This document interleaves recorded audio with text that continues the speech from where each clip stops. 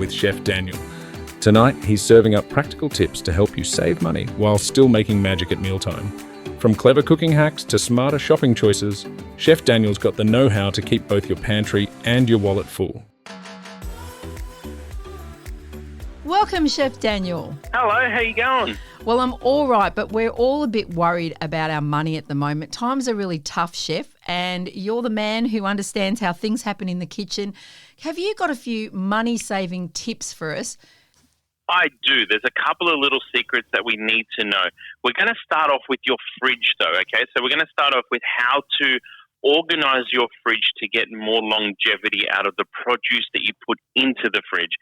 One of the most important things that a lot of people don't realize is, especially if you have kids at home and a lot of movement inside the house, what you want to do is all your cold meats like your mortadella and your salami and your ham, as well as your normal meats like your lamb and your beef, chicken, whatever you're going to hold, make sure you store them towards the back of your fridge. So things that are a lot more perishable, you want to put into the back of your fridge. Your fridge might say it's 4 or 5 degrees, but at the front of the fridge, it's actually not 4 to 5 degrees. It's because the kids keep on opening and closing it.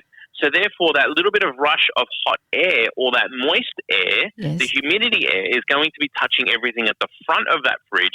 Therefore, that's when mold starts to come. That's where food starts to go off a lot faster and things like that. So the big thing first, let's try and get longevity out of the produce that you put into your fridge. What part does meal prep and planning play in helping us save money?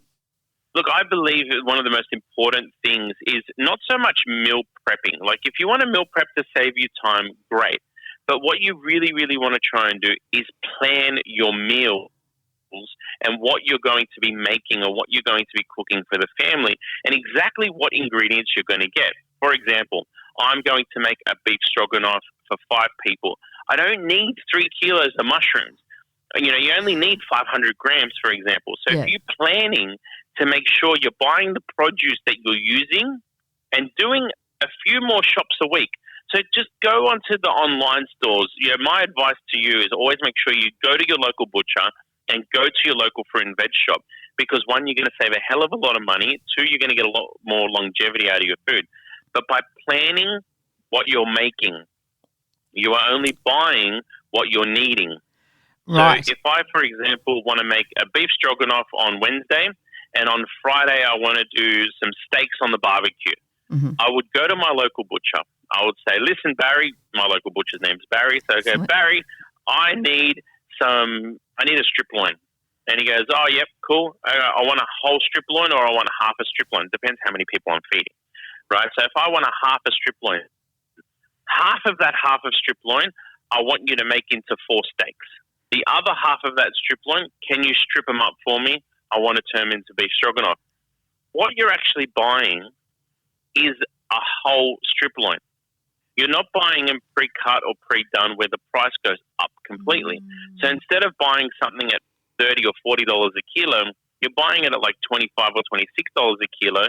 And either you or the butcher will help you out sometimes, and you just cut it yourself. It might take you an extra 10 minutes for dinner, but it's going to save you a hell of a lot of money at the end of it. Right. Chef, and beyond ingredients, can you really use the right appliance or methods to help cut down on our power or gas bills in the kitchen? Because we're all getting a bit of a fright with these power bills. You got any tips there? Well, look, my go-to for any home appliance is 100% induction. I love my induction cooktops. I think induction's fantastic and phenomenal. Now, a lot of people will argue, you know, gas is a lot more efficient and it saves a lot more money. And it does in comparison to one-to-one, right? But with induction, you're not doing that. And this is where your money saving comes in absolutely astronomical with induction.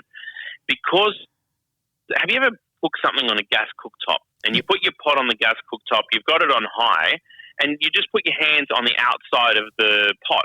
And you actually feel the heat coming from the outside of the pot because the flame is like circling around inside the pot, right? Of course. Now, that's a waste of energy. That's a waste of energy. So you're paying for all that waste of energy. But with induction, because the induction cooktop turns the bottom of the saucepan into the heating element, it therefore allows you to actually have a hell of a lot more power in a very certain spot. So if you've got a small pot or a big pot, no matter what happens, that bottom of the pot becomes the heating element, just like the gas flame. But you're only concentrating that energy and that much power into that certain place. So you're actually going to be cooking at half the amount of time, using half the amount of energy. Therefore, you're actually saving double the amount of money compared to like gas, for example, compared to induction. We won't even talk about electric. Electric is annoying to everybody. Oh, okay, but yeah. when it comes to actually using your appliances, induction's very, very good. But one thing that's also amazing is, these thermomixers and these air fryers. I was about to move to that. I thought maybe it's just a marketing ploy. That's usually somewhere there they say, and save money. And I was about to ask you that. Do they really save us money? They do because of the efficiency of the product. It's not got to do with, if I compare gas and induction for, 10 minutes on this and 10 minutes on that, yes, gas is going to actually save you, maybe 15%, for example. But if I compare my gas to induction or to these thermomixers or to the air fryers, if I have to cook it on gas, like, for example, the air fryer, I want to cook off, let's say a kilo of chips for the kids. On the gas, I would have to fill the oil into the pot. Then I have to put the pot onto the burner. Then I have to turn it on. To get that oil up to temperature, it's going to take me around about 10 to 15 minutes, right? So I can actually cook it in there. Now, if I turn on my air fryer and I put those chips into the air fryer, all it's going to take is usually maybe a couple of tablespoons of oil. Yep. I'm going to turn it on. Instantly, it's going to start cooking.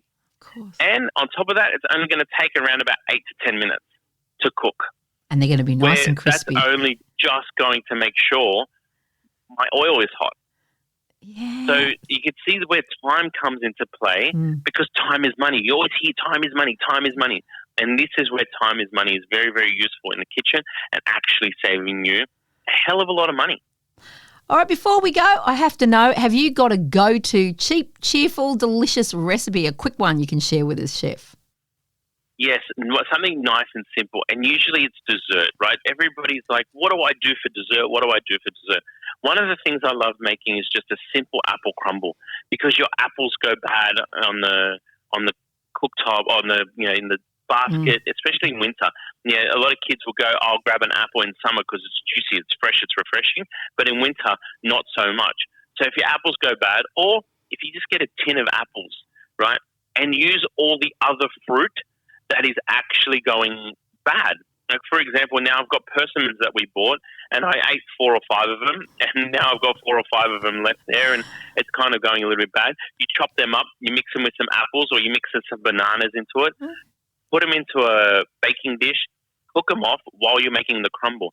And the crumble is where the fun comes in, because all you need is some oats and some butter, right? A little bit of butter, a little bit of oats.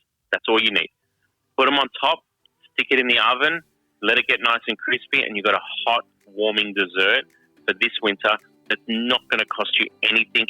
And more importantly, it's going to use the ingredients that you have laying around, because fruit is number one thing that we just seem to can't eat enough in winter, but we seem to always buy it because we're so used to buying so much in summer. And it goes off. Oh, Chef, thank you for those money-saving tips in the kitchen. Look forward to having a chat with you next week. Can't wait. That was Chef Daniel with another delicious dose of kitchen wisdom and a whole lot of savings on the side. Head over to his website, chefdaniel.com.au,